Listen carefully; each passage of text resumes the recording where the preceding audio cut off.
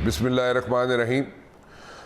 ज़रा reality check देना चाहूँगा अपने व्यूअर्स को, क्योंकि यहाँ पे हम बातें तो बहुत करते हैं, ढकी छुपी बातें होती हैं और ज़रा खुल के बात करने में थोड़ी सी परेशानी हो जाती है सबको। लेकिन कोशिश आज करूँगा कि मेरे पास पैनल ऐसा है कि जो खुल के बात करे और खुल के बातें हमें एक्सप्लेन भी कर दे, और कोई वे फॉरवर्ड है इन सारी क्राइसिस का। जो पॉलिटिकल क्राइसिस इस वक्त हम फेस कर रहे हैं उसका कोई वे फॉरवर्ड है या नहीं है, और अगर नहीं है तो where are we heading towards. ये बातें सारी मेरे ख्याल में सरदार लतीफ़ खोसा साहब अच्छे तरीके से बता सकेंगे। गवर्नर भी रह चुके हैं पंजाब के, और मेरे ख्याल में द वे ही क्लैड्स, जिस तरीके से वो ड्रेसअप होते हैं, मैं बहुत बड़ा फ़ैन हूँ उनका। और मेरे साथ मौजूद होंगे जनाब अतर काज़मी साहब।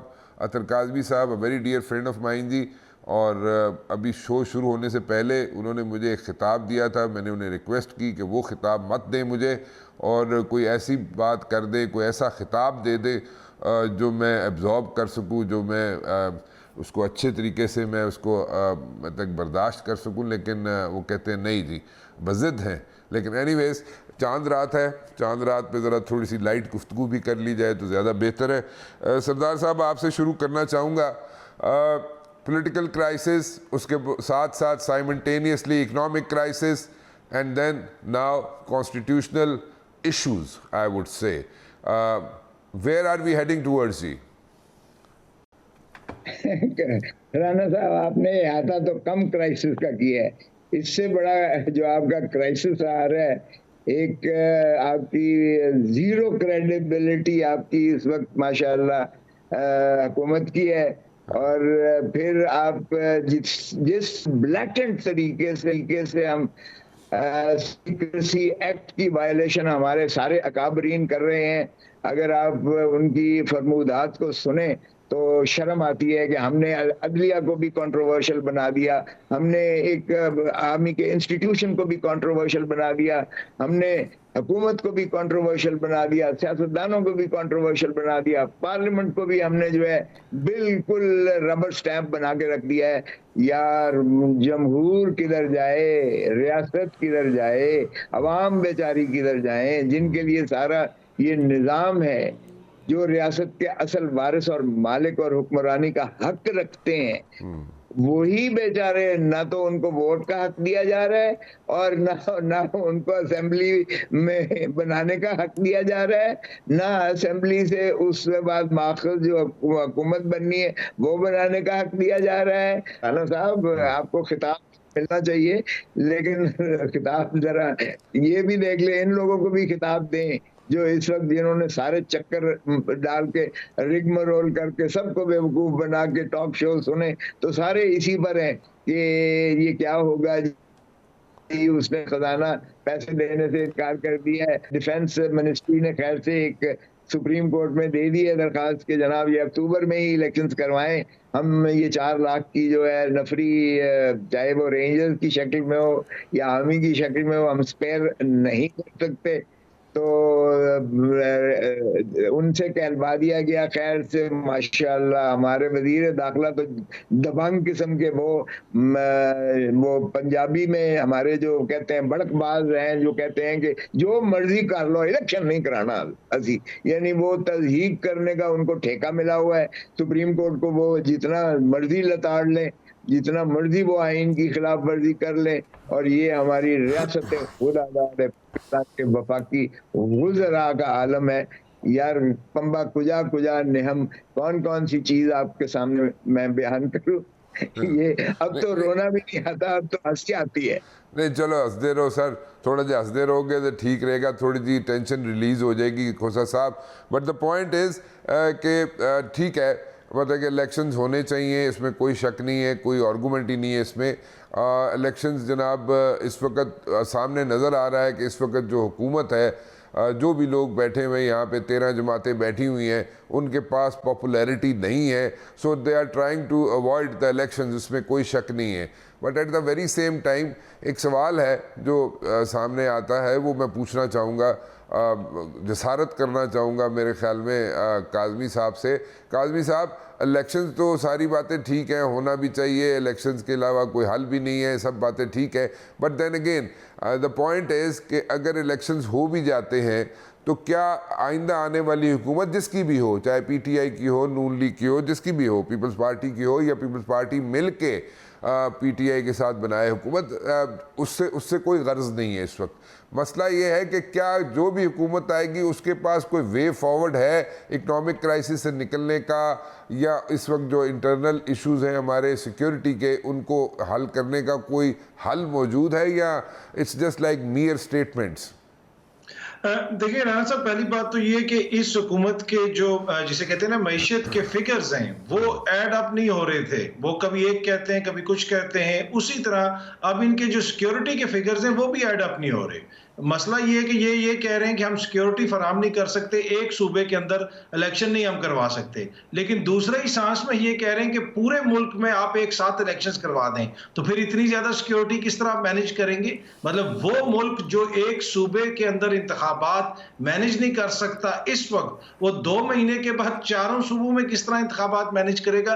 तो ना इनके मईशत के फिगर्स ऐड अप हो रहे हैं, ना ही अब इनके सिक्योरिटी के फिगर्स ऐड अप हो रहे हैं। देखिए, इलेक्शन से आपकी मईशत नहीं ठीक होगी, लेकिन इलेक्शन एक बुनियादी चीज है जो किसी भी जमहूरी मुल्क में होता है। यहाँ पे खोसा साहब भी बैठे में, आज खोसा, मैं आपको एक छोटा सा वाकया सुना देता हूँ, जिससे ये ईद का शो है तो थोड़ी सी लाइटर मोड पे आपने भी बात की। कल शाम को मैं एक रेस्टोरेंट पे गया हुआ था, वहां पे मुझे एक वेटर ने कहा कि मुख्तलिफ बातें वो करता रहा, और उसने कहा कि जनाब लतीफ खोसा साहब को भी सलाम है जो पीपल्स पार्टी के, लेकिन आइन की बात कर रहे हैं। ये है कौम का सेंटीमेंट इस वक्त कि लतीफ खोसा साहब को अभी अगर आप बाहर ले जाएं सड़क के ऊपर तो 15 बंदे आके इनको मिलेंगे। क्यों? लतीफ खोसा साहब कोई अपनी सियासी किसी जमात का मौकिफ लेके नहीं चल रहे, वो एक आइन की बात कर रहे हैं, वो एक अवाम की बात कर रहे हैं कि ये अवाम का हक है, इनको ये मिलना चाहिए। ये है इसमें कौम का सेंटीमेंट। अगर ऐसे मौके के ऊपर आप कौम को बिल्कुल साइड पे कर देंगे तो 4 बंदे बैठ के तो मसाइल हल नहीं कर सकते ना। कम से कम आपको नेशन को ये पैगाम तो देना पड़ेगा ना कि आप स्टेक होल्डर्स हैं, ये हमारा सिस्टम है, इसके अंदर आप वोट डालेंगे। हाँ, आगे हमारे मसाइल हैं, सारी जमातों को मिलकर देखना पड़ेगा, सिक्योरिटी मसाइल भी हैं, आपके मईशत के मसाइल भी हैं, सब ने मिल के हल निकालना है, किसी एक के पास तो हल नहीं होगा। लेकिन यहाँ पे तो ये जमातें ये कह रही हैं जो इस वक्त इक़्तिदार में हैं कि हम तो ये सिस्टम ही नहीं चलने देंगे, हम मामलात को आगे नहीं जाने देंगे, और बड़ी आसानी से वो कह देते हैं कि जी 90 रोज तो गुजर गए, अब क्या है। तो क्या ये है आइन की मंशा, ये है आइन की रूह कि आप अवाम को एक साइड पे कर दें और 4 बंदे मिलके 4 कमरों में बैठ के वो डिसाइड करते रहें कि किस तरह चीजें चलेंगी? तो ये बेसिक इशू है कि अवाम तो पहले ही पिस रही है, ऊपर से अगर उनके जहन में ये चीज बैठ गई कि हम तो इसमें स्टेक होल्डर्स ही नहीं है, तो क्या ये हमारी रियासत के लिए, हमारे मुल्क के लिए कोई नेक शगुन होगा? मेरा नहीं ख्याल। लेकिन अतर साहब, आप खुद ही कह रहे हैं कि सिक्योरिटी के मसाइल जो हैं वो हैं। अगर सिक्योरिटी के मसाइल हैं और ये भी आप कह रहे हैं कि जनाब 4 महीने बाद या 2 महीने बाद कैसे ठीक हो जाएंगे, सो मतलब ठीक है, दोनों बातें आप साथ साथ लेके चल रहे हैं, बट देन अगेन सिक्योरिटी के इस वक्त जो मसाइल है वो बिल्कुल हैं, इंटरनल सिक्योरिटी के मसाइल हैं, इश्यूज़ हैं, और जो कुछ भी आगे कई चीज़ें ऐसी हैं, आप भी समझते हैं, खोसा साहब भी समझते हैं कि कई चीज़ें ऐसी हैं जो हम पब्लिकली डिस्कस नहीं कर सकते। जो अगर नहीं कर सकते तो उसकी रीज़न्स होते हैं, तो मल्टीपल रीज़न्स होते हैं। हॉस्टाइल इंटेलिजेंस आउटफिट्स होती हैं, हॉस्टाइल कंट्रीज़ होती हैं, वो उसका बेनिफिट उठाते हैं और उस पर अल्टरनेट स्ट्रेटजीज जो है इवॉल्व कर लेती है। बट देन अगेन मैं इस चीज़ पर बिल्कुल आर्गू नहीं कर रहा, बिल्कुल ये नहीं कह रहा कि इलेक्शन नहीं होने चाहिए, बिल्कुल होने चाहिए इलेक्शन, और इसमें कोई दो राय नहीं है। मैं दोबारा रिपीट कर रहा हूँ इस चीज़ को। But then again what is the way forward? Way forward है कोई खोसा साहब को कॉन्स्टिट्यूशन ते आ जाने हैं, कॉन्स्टिट्यूशनल क्राइसिस ते आ जाने हैं, उस दे विच कोई वे फॉरवर्ड है? अगर नहीं एकामात माने जाते, डिस्पाइट द फैक्ट कि जनाब यहाँ पे ब्रीफिंग भी होती है, ब्रीफिंग भी दी जाती है कोर्ट में जाके, और कोर्ट पे मतलब कि ऐसी ब्रीफिंग दी जाती है जो इंटरनल सिक्योरिटी के बारे में बताया जाता है, फिर भी यहाँ पे क्राइसिस रहेगा, फिर भी कोर्ट जो होगी वो कहेगी जी हमारे फैसले जो है उसको माना जाए, या you see something else happening? दी राना साहब, हल है और बहुत खूबसूरत हल है।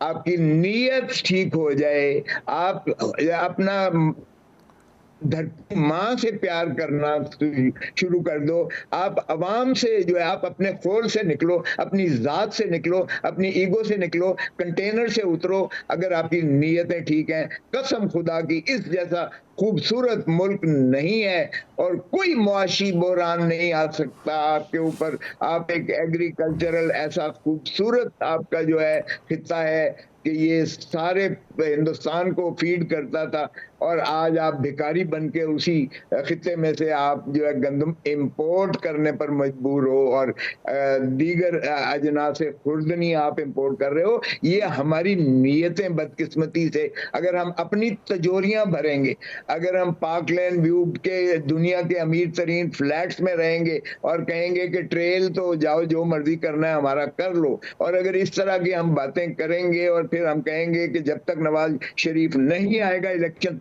नहीं होगा, खून रेजी हो जाएगी, लेकिन उनके आने के बगैर जो है उनके शमूलियत और शराकत के बगैर इस मुल्क में इलेक्शन नहीं हो सकता। अगर ये वफाकी वजीर धमकियां देंगे और on the floor of the house खड़े होकर कहेंगे राना साहब रहम करो, इस मुल्क धरती माँ पर रहम करो, यार माँ से कोई ऐसा सलूक करता है जो हम अपने पाकिस्तान की सरजमीन से, अपनी पाकिस्तान की आवाम से, अपनी पाकिस्तान की रियासत से कर रहे हैं। नीयतें हमारी बदकिस्मती, नीयत क्या है कि हमने नहीं करवाना है सर। नीयत तो बिल्कुल ऑब्वियस है, नीयत तो सामने दीवार पे लिखा है, it's written on the wall. Khosa साहब के इलेक्शन नहीं कराना वो तो सामने नजर आ रहा है, बट माय पॉइंट इज कि जेडी भी हुकूमत आएगी उसके कोल वे फॉरवर्ड है वे, क्योंकि चोरी चकारी जो भी इल्जामात हैं ये तो 30 35 40 साल से लग रहे हैं।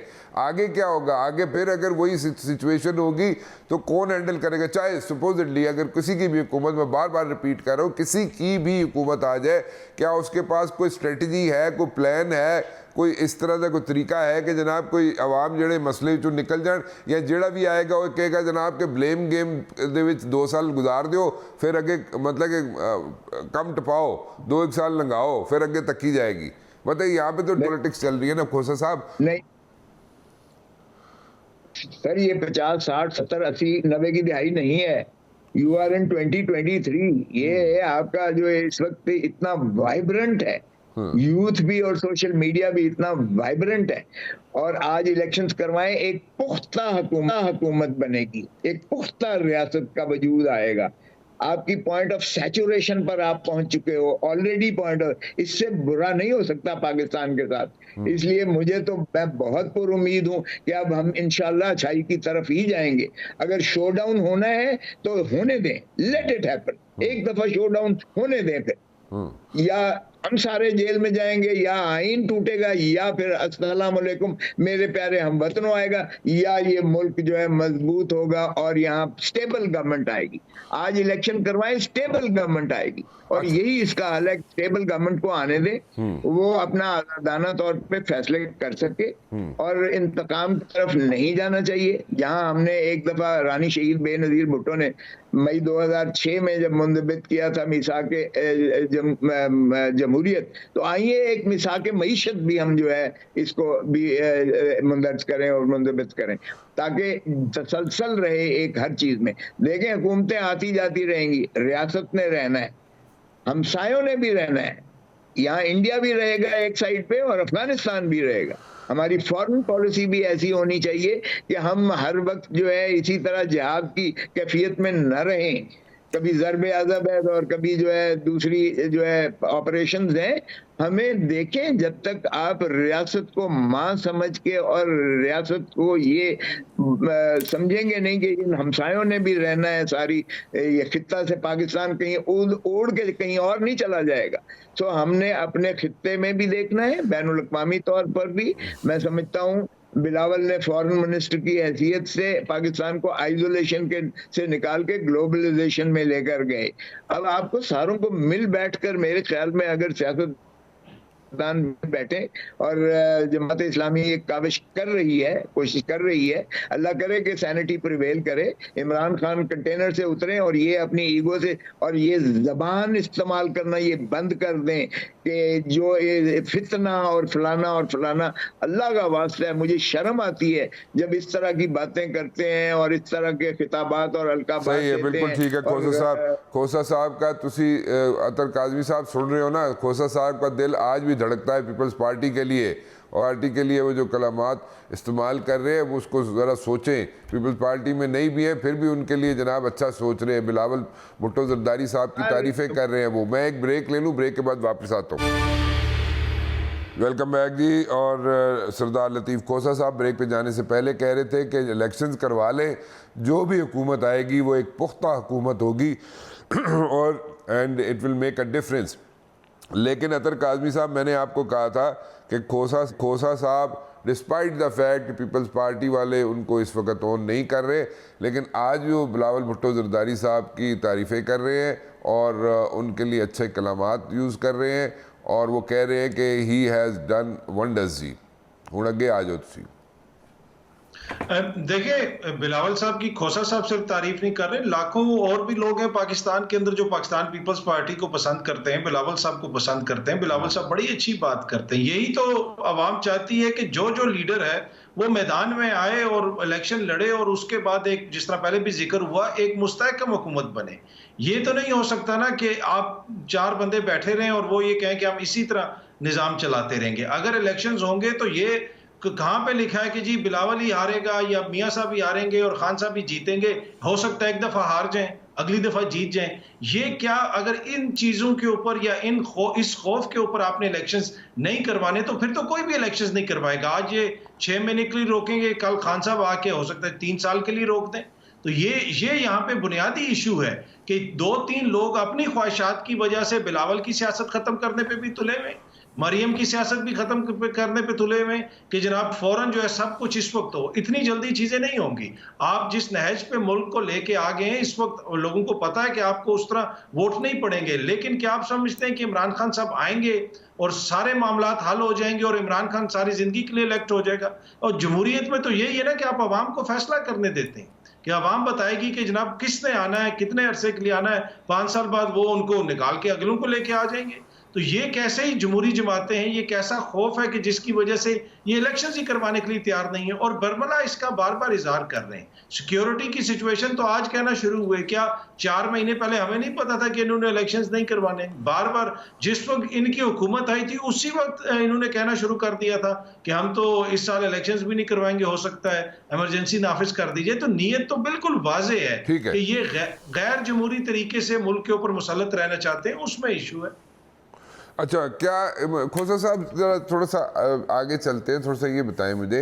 देखें, बार बार हम इस चीज़ को रिपीट कर रहे हैं कि इलेक्शन नहीं कराने, हम भी कह रहे हैं इलेक्शन नहीं होने, और ये सिलसिला तो चल रहा है। इस वक्त सुप्रीम कोर्ट की पल्स क्या है, मूड क्या है? अगर वो मांगती है कि 1 लाइनर मुझे मंडे को एक रिपोर्ट दे दे जनाब स्टेट बैंक और मिनिस्ट्री ऑफ फाइनेंस को, अकाउंट नंबर 1 से जनाब को पैसे ट्रांसफ़र हो गए ताकि मैं इलेक्शंस की तरफ जाया जाए, वो कहते हैं जी नहीं है इलेक्शंस, और इधर उधर पास ऑन किया जाता है, टॉस अराउंड की जाती हैं चीज़ें कि जनाब पार्लियामेंट में जाएगा, वो अप्रूव करेगा, ऐसे होगा वैसे होगा। सो अगर ये सारी चीज़ें इसी तरह चलती रहेंगी तो सुप्रीम कोर्ट ऑफ पाकिस्तान जहाँ पे बक स्टॉप किया करता था वहाँ पे इस वक्त अब क्या सिचुएशन होगी और in the days to come क्या सिचुएशन होगी, वो कहाँ पे जाके इम्प्लीमेंट करवाएगा अपने डिसीजंस, कैसे होंगे इम्प्लीमेंट उसके डिसीजंस। और उसके अंदर भी एक मतलब कि सामने नज़र आ रहा है कि कुछ लोग इस साइड पे हैं, कुछ लोग उस साइड पे ऑनरेबल जस्टिसेस। तो वो आप कहाँ पे रुकेगी ये सारी जाके खेल? देखिए राणा साहब, मैंने एक round table conference of eminent lawyer, senior तरीन पाकिस्तान के जूरिस्ट और वकला का मैंने करवाया यहाँ लाहौर में। जी जी। और आपने देखा कि उसमें पाकिस्तान के जितने सीनियर तरीन वकील थे और जिन्होंने, और मुख्तलिफ पार्टियों से सिर्फ काले कोट का ताल्लुक एक कॉमन था, बाकी हर मकतबा फिक्र था और उसमें हर पार्टी से भी मौजूद थे। और सभी ने कहा कि आइन के बालादस्ती के लिए, आइन पर अमलदारी के लिए हम शीशा पिलाई दीवार की तरह चीफ जस्टिस ऑफ पाकिस्तान के पीछे खड़े होंगे, क्योंकि chief justice of Pakistan pater familias कहते हैं। Pater familias means he is father of the judiciary. हम जुडिशरी का हिस्सा होते हैं, वकील जो है, वी आर एक ही गाड़ी के 2 पहिए होते हैं, जज और वकला।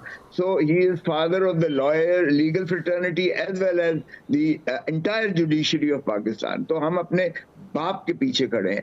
धरती माँ को तो हमने जो है बिल्कुल हम उसके तो हम खून का आखिरी कतरा भी देने के लिए तैयार हैं पाकिस्तान की अजमतों की खातिर, लेकिन इस पर आंच नहीं आने देंगे। सो हमारा ये है कि एक मिनट कौसर साहब, क्या आप जो है जो एफर्ट कर रहे हैं आप, ये तो फिर उसी तरह की कोई रेपिटेशन तो नहीं होने जा रही जैसे मुशर्रफ साहब के दौर में इफ्तिखार चौधरी साहब की एक चली थी, वो उस तरह की एफर्ट कोई कर रहे हैं आप, उस तरह की कोई इनिशिएटिव लेने जा रहे हैं आप?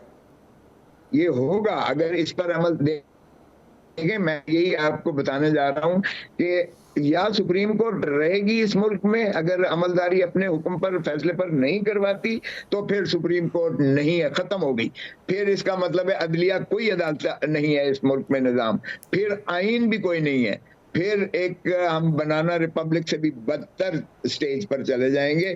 फिर जस्टिस मुनीर वाला आ जाएगा, अगर जो है चीफ जस्टिस साहब इस वक्त अपना आइन को जो है जिसका हल उठाया हुआ है, बेसिकली आप वही चीज़ जो है दोबारा रिपीट होने जा रही है, इसको आप एडमिट कर रहे हैं कि जो मुशर्रफ साहब के दौर में इफ्तिखार चौधरी साहब की कैंपेन चली थी उसको दोबारा इनिशिएटिव आपने लिया हुआ है और उसको रिपीट होने जा रही है, ये आप कह रहे हैं? अगर ये इस पर अमलदारी नहीं होती आइन पर, तो फिर क्योंकि आइन अगर अमलदारी नहीं होती है, रूल ऑफ लॉ नहीं है, अदलिया की तज़हीक होती है, अदलिया पर के फैसलों पर अमल नहीं होता है, तो फिर हमारे काले कोड का भी कोई वजूद नहीं रहता है, और फिर इस कानून की बालादस्ती और आइन की हुक्मरानी ये कहना छोड़ दें। बात सुने राना साहब, जरा रियासत बाबा शहीद जुल्फ़िकार अली भुट्टो का ये तुर्रा इम्तियाज है, उसने सभी को इकट्ठा करके एक मुतफ़िका आइन दिया, और उस आइन में उसने अपने मंशूर जो था कि ताकत का सरचश्मा अवाम है, उसने मुंज़बित किया आर्टिकल 7 में कि हक़ हुक्मरानी अल्लाह ताला की ओवरऑल, उसके बाद अवाम उन्नास को है, और अवाम उन्नास ही को जो है आर्टिकल 7 में रियासत ठहराया, यानी ऊपर से लेकर नीचे तक, डिस्ट्रिक्ट काउंसिल से, डिस्ट्रिक्ट गवर्नमेंट से लेकर सूबाई हुकूमत से लेकर पार्लियामान से लेकर और उनसे मुतरशी होने वाली हुकूमतें, सिर्फ यही रियासत है। और आर्टिकल 5 में कह दिया कि लॉयल्टी टू द स्टेट, वफादारी अवाम की, स्टेट इज अवाम, वफादारी अवाम की, and obedience to the constitution is the inviolable obligation of every citizen of Pakistan. तो हर एक पर वाजिब और लाजिम कर दिया कि आपने अवाम की जो है वफादारी करनी है, और आपने जो है ताबेदारी करनी है आइन की। इसमें ना मुक़्तदर है, ना इसमें अदलिया है, ना इसमें हुकूमत है। यार हमने हुकूमत को रियासत के ऊपर खड़ा कर दिया है, तो भाई अवाम है, रियासत अवाम है, अवाम को आप हक़ हुक्मरानी, हक़ वोट से महरूम किए हुए हैं, तो मुझे बताएं कि क्या हुकूमत कर रही है। तो इसलिए मैं समझता हूँ कि ये हमारे ऊपर, मेरे ऊपर ही नहीं, काले कोट पर नहीं, आप पर भी, क्योंकि आप चौथे सतून के तौर पर आपने इंडोक्ट्रिनेट करना है, आपने अवाम को जो है उनके हकूक से भी आगाही देनी है, और आपने बताना है कि किस सम्त पे रियासत को ले जाया जाए। बिल्कुल ठीक है, बिल्कुल सही है। मैं एक ब्रेक ले लूँ, ब्रेक के बाद वापस आता हूँ। वेलकम बैक जी। अतर साहब, आपने सुनी बात सरदार साहब की, सरदार साहब तो कह रहे हैं जनाब कि वही चीज़ जड़ी है असी करांगे, अगर यहाँ पे इम्प्लीमेंट नहीं होते डिसीजन सुप्रीम कोर्ट के, तो वही चीज़ रिपीट होगी जो मुशर्रफ साहब के दौर में रिपीट हुई थी, इफ्तिखार चौधरी साहब वाली। इफ़ दैट हैपन्स तो इसमें कौन सी स्टेबिलिटी आएगी? यहाँ पे तो मज़ीद हालात जो हैं वो फिर खुदा न खास्ता गड़बड़ होने की तवक्को है। तो अगर 2-4 महीने बाद इलेक्शन हो जाए तो की फ़र्क की पैदा है? इलेक्शंस तो होंगे। ये कैसी जमहूरियत है जिसमें इलेक्शंस की वजह से कोई खुदा ना खास्ता कोई अजाब आ जाएगा, इलेक्शंस की वजह से मुल्क खतरे में पड़ जाएगा? जमहूरियतें तो इलेक्शन से मजबूत होती हैं। देखें, असल अफसोसनाक चीज़ ये है कि आइन बनने के 50 साल बाद आज लतीफ़ खोसा साहब को ये बातें करनी पड़ रही हैं। क्या कभी हमने सोचा कि क्यों हम इस नहज पे पहुंचे कि 2023 में हमें ये बातें करना पड़ रही हैं कि इलेक्शंस होंगे, कौन आइन में पहले है, किसका आइन में क्या किरदार है, किसने क्या करना है, ये सारे प्रिंसिपल्स तो हमने आज से 50 साल पहले सेटल नहीं कर लिए थे। और इसमें जो उससे भी बड़ी चीज़ है, जो ज़्यादा बड़ा लम्हा फिक्री है कि इस वक्त 13-14 जमहूरी जमातों की हुकूमत है, और उनके दौर में हम ये चीजें देख रहे हैं कि आप सियासी मुखालफिन के साथ जो हो रहा है कि अली अमीन गंडापुर को देखें तो कभी बखर की पुलिस आ जाती है, कभी लाहौर की पुलिस आ जाती है, सहाफियों के साथ होता है, कभी इधर मुकदमा दर्ज हो जाता है, कभी उधर मुकदमा दर्ज हो जाता है। ये सब कुछ किसी खुदा न खास्ता कोई मार्शल नहीं लगा हुआ, कोई इदारे नहीं चला रही है, सियासी जमातें हुकूमत चला रही, लेकिन उनका तर्ज अमल आपको सियासी लगता है किसी भी तरफ से, किसी भी तरफ से। क्या तो do ये you बड़ा see, अच्छा काजमी साहब, do you see these people sitting together, all these politicians sitting together across the table? Do you see that happening? अच्छा, I don't see a need for them to be sit together, to be honest. This is a very flawed argument. We अच्छा। don't, हमें कोई नए किसी इमरानी मुआहदे या social contract की जरूरत नहीं है। अच्छा। हमारे पास एक सोशल कॉन्ट्रैक्ट है, एक आइन है, उसके मुताबिक हर किसी ने अपना अपना किरदार अदा करना है। ना साथ बैठे उल्टे खड़े हो जाए, हमें कोई परवाह नहीं है। जो अवाम ने एक हुकूमत मुंतखब की, उस हुकूमत ने आपको एक आइन दे दिया और उस आइन के अंदर वाज़े है हर किसी का किरदार। उस आइन में कहीं नहीं लिखा कि जी 4 बंदे इकट्ठे बैठेंगे तो इंतखाब होगा, नहीं। उस आइन के अंदर लिखा है असेंबलियां टूटेंगी तो 90 रोज के बाद इंतखाबात होंगे। ये बात क्यों नहीं समझ आ रही है? अगर ये मुझ जैसे स्टूडेंट को समझ आ रही है, अवाम को समझ आ रही है, एक आम वेटर को समझ आ रही है, एक आम शख्स को, लेकिन ये इतने इतने बड़े जो जमहूरी लीडर हैं, रजा रुबानी, फरतुल्लाह बाबर साहब, दीगर मोजिज कायदीन, इनको ये बात समझ नहीं आ रही है कि हम किस तरफ मुल्क को लेके जा रहे हैं। सरदार साहब, आप तो कह रहे थे कि जनाब बड़ा अच्छा इनिशिएटिव लिया है जमात इस्लामी ने, और जमात इस्लामी जनाब इसमें बैठ के इन सबको बिठाएगी और कोई पॉजिटिव उसका रिस्पांस मिलेगा। तो पॉजिटिव रिस्पांस की मिलेगा? काजमी साहब तो कह रहे हैं जनाब ये लोड ही कोई नहीं बढ़ने दी। नहीं, मैं ये कह रहा हूँ ये इसलिए किया जा रहा है ताकि चीजों के अंदर रखना डाला जाए, ये कोई नेक नीति से नहीं किया जा रहा है। In so many words, Kazmi साहब इज सेइंग के मतलब इट्स जस्ट ये जो एफर्ट है, जो इनिशिएटिव है जो लिया जा रहा है कि सबको बिठा के बात की जाए, it's just to buy time. ये तो वेस्टेज ऑफ टाइम होगा, क्योंकि आइन जो है वो तो वाजे है। This is what he is saying. नहीं, जो बात पहले की है इसमें कोई शायबा नहीं है कि आइन में हर चीज का हल मौजूद है। इसलिए आइन एक ऐसा इमरानी मुआहदा है जिससे हम बाहर ना निकल सकते हैं, ना निकलना चाहिए हमें। तो आइन के अंदर हल मौजूद है। लेकिन देखें, अब क्या कहें, जब सियासतदान इस तरह की बचकाना हरकतें शुरू कर देंगे कि देखें, रानी शहीद बेनज़ीर भुट्टो को सजाद अली शाह चीफ जस्टिस थे, फारूक लगारी सदर पाकिस्तान थे, उस वक्त के आर्मी चीफ, इन्होंने बांध कर हाथ पांव इलेक्शन में झोंका। बीबी शहीद को 17 सीटें मिली, पंजाब से वाइट वॉश किया, लेकिन बीबी ने बाइकआउट नहीं किया था, असेंबली में बैठी थी। बिल्कुल सही बात है। उन्होंने लीडर ऑफ द ऑपोजिशन का किरदार अदा किया था। मोहतरम इमरान खान से कोई पूछे कि खुदा का खौफ करो यार, अगर ठीक है नो कॉन्फिडेंस हुआ या आपको बाहर से कोई इशारों पर हटाया गया, जो भी है, लेकिन सवाल ये है कि आप असेंबली पार्लियामेंट छोड़ने का कोई तो बनता है। I agree with you. I totally agree with you. देखिए राना साहब, ऑपोजिशन के बगैर ना पार्लियामेंट चलती है, ऑपोजिशन के बगैर ना जमहूरियत होती है, ऑपोजिशन के बगैर ना इमरान खान साहब को बिल्कुल रहना चाहिए था नेशनल असेंबली में। बिल्कुल इस पे बिल्कुल ठीक कह रहे हैं। कोशिश की, अब उन्होंने ब्लॉक कर दिया। तो ये मैं समझता हूँ, देखें काज़मी साहब, मैं तो कहता हूँ मुझे आप इंचार्ज बना दें, मैं इनको राउंड टेबल होता है जिसमें हर कोई बराबर होता है, कोई सदर नहीं होता, कोई बॉस नहीं होता, राउंड टेबल पे बिठा दूं और बाहर जो है पैरा खड़ा कर दें, जब तक तुम फैसला नहीं करते आपस में इन 2, 3, 4 मामलात को, जिसमें इलेक्शन का इनाकाद है, जिसमें इलेक्शन की शफाफियत को यकीनी बनाना है, वो EVM हो या जो भी हो, बाकी मामलात आप सारे देखें। खोसा साहब, तुसी वही गल्लां कर रहे हो ਜਿਹੜੀਆਂ मैं करना, और एक कल ਜਿਹੜਾ ना काजमी थोड़े दिन पहले कह रहा सी कि राणा सनाउल्ला मेरा प्रोग्राम तकदा है तो फिर प्रेस कॉन्फ्रेंस करता है।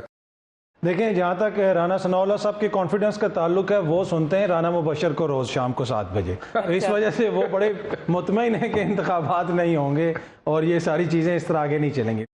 ਹੁਣ ਤੇ ਤੁਸੀਂ ਵੀ ਉਹੀ ਗੱਲਾਂ ਕਰ ਰਹੇ ਹੋ ਜਿਹੜੀਆਂ ਮੈਂ ਕਰਨਾ। ਇਹ ਲੱਗਦਾ ਹੈ ਕਿ ਕੋਈ ਗੜਬੜ ਹੋ ਜਾਣੀ। ਮੈਂ ਵੀ ਇਹ ਕਹਿਣਾ ਹੈ ਕਿ all these politicians should sit together and sit across the table और एक कमरे बंद हो जाए ਜਦੋਂ तक मसाइल ਦਾ ਹੱਲ ਨਹੀਂ ਕੱਢਦੇ और फिर इलेक्शन ਦੀ ਤਰਫ ਜਾਇਆ ਜਾਏ, क्योंकि अगर ਉਸ ਤੋਂ ਪਹਿਲੇ इलेक्शन ਦੀ ਤਰਫ ਗਏ ਤੇ ਉਸ ਦਾ ਹੱਲ ਕੋਈ ਨਹੀਂ ਨਿਕਲਣਾ, ਫਿਰ ਉਸ ਤੋਂ ਬਾਅਦ ਵੀ ਡੰਡਾ ਸੋਟਾ ਹੀ ਚੱਲਦਾ ਰਹਿਣਾ। मैं आई एग्री काजमी साहब नाल के हुंदा मैनू नजर नहीं आ रहा, उन्होंने भी किया, मैं भी कह रहा हूं, लेकिन जिसले when you talk of the government has to have a working relationship with the opposition भी जेड़ा है वोट लेके आई है, they also represent the government. When I was the governor, मैं शहबाज शरीफ के सारे ऑर्डिनेंस रिजेक्ट किए, सारे ऑर्डिनेंस रिजेक्ट किए। You know why? Because I said the opposition has not been included in the deliberations and in the discussions, and the ordinance which you have sent has bypassed the opposition, and it is against the spirit of the constitution and against the people will as well, because they should be heard as well।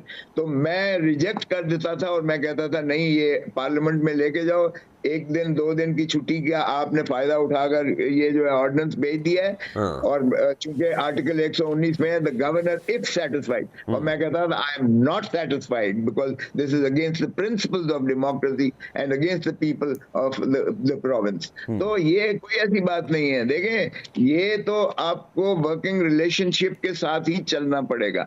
So opposition हो या government हो, आपको मिल बैठकर जब तक आप मामलात को आगे नहीं चलाएंगे तो यही कन्फ्रंटेशन रहेगी। हेड ऑन कोलूजन से कोई मामलात नहीं होते, नेगोशिएशन से ही मामलात आगे चलते हैं। और मैं नहीं समझता कि हमें ईगो में रहना चाहिए, हमें इना में रहना चाहिए, हमें गालम गलूच की सियासत करनी चाहिए, हमें बर्दाश्त। अच्छा खोसा साहब, व्हाट आर द चांसेस कि कल को इलेक्शंस होते हैं, जब भी होते हैं, उसके बाद जनाब क्या ये पॉसिबिलिटीज़ में शामिल है ये चीज़ कि पीपल्स पार्टी एंड पीटीआई ये मिलकर हुकूमत बना सकते हैं? Is it a possibility? Politics is the art of the impossible. Politics में तो बिल्कुल एवरीथिंग इज पॉसिबल। सियासत में कोई चीज जो है ना, देखें हमारी और नवाज नून लीग की कितनी दुश्मनी थी। आज भी ये पंजाब का जो वर्कर है वो पीएमएलएन को ज़ियाउल हक समझता है, नहीं चल सकता उनके साथ आज भी, लेकिन कोलिशन में है। तो इसलिए अगर उनके साथ जो हो सकता है, और मैं तो इसका चश्मदीद गवाह भी हूं और मैं इनका वकील रहा हूं 20 साल तक रानी शहीद का। जिस तरह सैफुर रहमान हलकान होकर सारी दुनिया में, जिस तरह ड्रग के केस आसिफ अली जरदारी साहब सदर साहब पर बनाए गए थे, ये जिस तरह से हमने फिर मिसाक के मई, जब जमहूरियत मई 2006 में एक दूसरे से माफिया मांग के हमने कहा ये पाकिस्तान मुल्क जो है नफरतों का मुतहम्मिल नहीं है, आइए लेट्स बरी the assets and let's start afresh. So you are saying the possibility is there कि पीटीआई और पीपल्स पार्टी मिल के आइंदा आने वाले इलेक्शंस के बाद हुकूमत बना सकती है। बट काज़मी साहब, the point is कि when we talk about Imran Khan साहब, तो इमरान खान साहब तो कहते हैं जनाब कि अगर मुझे एब्सोल्यूट मेजॉरिटी ना मिली तो मैं फिर असम्बलियाँ तोड़ दूंगा। देखिए, टू बी ऑनेस्ट, हमने इमरान खान साहब की मंशा के मुताबिक या किसी और शख्स की ख्वाहिशात के मुताबिक तो ये मुल्क नहीं चलाना ना। ये जो सारी बहस हम यहाँ पे कर रहे हैं, उस बहस का बुनियादी जो मकसद है या मरकज है वो यही है कि जनाब मुल्क के अंदर एक आइन मौजूद है, उसके मुताबिक चीजें चलेंगी। किसी शख्स इसमें तो कोई आइन की बात नहीं है ना। देखें, अगर वो कहते हैं जी एब्सोल्यूट मेजॉरिटी नहीं है और उनके पास मेजॉरिटी होती है और एब्सोल्यूट मेजॉरिटी नहीं होती है, तो he can dissolve the assemblies. इसमें आइन की कोई खिलाफवर्जी क्या है? इसका हल क्या है कि हम अगले 11 साल इलेक्शंस ना करवाएं? नहीं, इलेक्शंस की तो इस वक्त बात नहीं हो रही ना काज़मी साहब, इलेक्शंस की बात नहीं कर रहे हम तो बात ये कर रहे हैं कि इमरान खान साहब की स्टेटमेंट है कि अगर उन्हें एब्सोल्यूट मेजॉरिटी नहीं मिलती तो वो ही विल गो। यहाँ पे पॉसिबिलिटीज़ की बात हो रही है। खोसा साहब कह रहे हैं कि पीपल्स पार्टी और पीटीआई हुकूमत बना सकती है, ठीक है, कि पॉलिटिक्स इज़ द आर्ट। सो इस सिनेरियो में, इस कॉन्टेक्स्ट में बात कर रहा हूँ कि इमरान खान साहब तो कहते हैं जनाब एब्सोल्यूट मेजॉरिटी ना मिली तो मैं तो असेंबलियाँ फिर तोड़ दूंगा। वही मैं उसी तरफ आ रहा हूँ कि वो तो वो कहते हैं, पर we will cross that bridge, जब उस ब्रिज पे हम आएंगे। अभी तो आप चले ना, इसको क्या सिर्फ उस एक बयान के खौफ पे या उस एक बयान की बुनियाद के ऊपर हम सारा निजाम यहाँ पे रोक देंगे? जब रोकने की तो बात ही नहीं हो रही ना, हम किसी बात को रोकने की बात नहीं कर रहे। मैं इसी तरफ आ रहा हूँ। अगर इमरान खान ऐसा करते रहेंगे तो अवाम उनको मुस्तरद कर देगी। अवाम कहेगी कि ये कि मजाक है कि हम आपको वोट दे के भेजें और आप चले जाएं। देखें कौन फिर इसका फैसला करेगा, कौन पनिश करेगा? हम तो नहीं बैठ के यहाँ पे कर सकते कि इमरान खान ने ये गैर जमहूरी तरीका किया, वोट के जो उनको मैंडेट मिला था उसको पामाल किया, तो फिर अवाम उनको वोट ही नहीं देंगी कि ये शख्स तो असेंबली में बैठने के लिए तैयार नहीं है। तो इस तरीके से कोई भी सियासी जमात ज्यादा देर तक ऐसा नहीं कर सकती। काजी साहब, do you think Imran Khan साहब ने एक पॉलिटिकल गलती की KPK की हुकूमत तोड़ के, पंजाब की हुकूमत तोड़ के और नेशनल असम्बली में ना बैठ के? देखिए, इस पे हर किसी का अपना अपना मौकिफ हो सकता है। इस वक्त आप मुल्क के अंदर जो भी सियासत करते हैं या जो भी सियासी हिकमत अमली बनाते हैं वो आइन के ताबे आप करते हैं। आइन के अंदर लिखा हुआ है कि 90 रोज में इंतखाबात करवाने, इंतखाबात की बात नहीं कर रहे, मैं तो तोड़ने की बात। मैं असेंबली की तरफ ही तोड़ने हुए, बस अभी तोड़ने लगा हूं मैं उधर ही आ रहा हूं। उसमें लिखा हुआ है कि 90 रोज में इंतखाबात होंगे, तो उसको सामने रखते हुए उन्होंने 2 सूबों में असेंबलियां तोड़ी की, जिसकी वजह से हम इंतखाबात जाने में मजबूर हो जाएंगे। और यही मोजिज दोस्त जो हुकूमत में, वो भी बार बार यही कहते थे असेंबलियां तोड़ो। तो मेरे ख्याल में वो एक सियासी हिकमत अमली थी कि जनाब वैसे भी हुकूमतें 3.5 साल 4 साल चल चुकी हैं, और यही मुतालबा PDM का भी था कि आप फौरी इंतखाबात करवाएं, जिसको वो तो चेंज हो गया ना मेरे कि ख्याल में वो सियासी तौर पे ये एक दुरुस्त फैसला था, क्योंकि इससे बहुत सारे लोगों के डाउट क्लियर हो गए कि पाकिस्तान में आइन की क्या हैसियत है और कौन आइन को कितनी अहमियत देता है। तो बहुत सारी चीजें क्लियर हुई हैं सारी हालिया अरसे के अंदर। अच्छा, चलें, यू हैव अ पॉइंट जी। Thank you very much for talking to me जी, बोथ ऑफ यू जी। बहुत बहुत शुक्रिया आपका। जाते जाते सिर्फ एक चीज़ कहना चाहूँगा, इलेक्शंस बिल्कुल होने चाहिए, there is no doubt about that जी, उसमें कोई दो राय नहीं है। इलेक्शन होने चाहिए, बिल्कुल होने चाहिए। इस वक्त इलेक्शंस की तरफ हुकूमत जो है वो नहीं जाना चाहती। Definitely there are reasons for that, क्योंकि उनका इस वक्त ग्राफ जो है वो कोई इतना अच्छा नहीं है। But on the other side यहाँ पे PTI का ग्राफ बहुत ऊंचा है, और PTI समझती है कि जनाब उसको 2/3 मेजॉरिटी भी मिल सकती है। बट सिक्योरिटी इश्यूज जो हैं उनको भी नज़रअंदाज नहीं किया जा सकता। मैं बार बार कह रहा हूँ कि कुछ चीज़ें ऐसी होती हैं, कुछ सिक्योरिटी इश्यूज ऐसे होते हैं जो पब्लिकली हम डिस्कस नहीं कर सकते, लेकिन उनकी ग्रेविटी जो है वो बहुत बड़ी होती है, उनको वॉल्यूम जो है वो बहुत बड़ा होता है। और अगर हम उनको कोर्ट्स में, मीडिया में या असेंबलीज़ में पार्लियामेंटेरियंस के सामने in camera briefing is good, but other than that अगर हम वो करना शुरू कर दें, डिस्कस करना शुरू कर दें, तो जो हॉस्टाइल कंट्रीज़ या हॉस्टाइल आउटफिट्स होते हैं, इंटेलिजेंस आउटफिट्स, वो उसका फ़ायदा उठाते हैं, और उसमें परेशानी जो होती है आवाम को होती है, मुल्क के अवाम को होती है, यानी कि हम लोगों के अवाम को ही होगी। बट दैन अगेन मैं फिर कह रहा हूँ, इलेक्शन ज़रूर होने चाहिए, इलेक्शन कराने चाहिए, इसमें कोई दो राय नहीं है। फ़िलहाल राना मुबशिर को इजाज़त दीजिए, और आप सबको ईद मुबारक।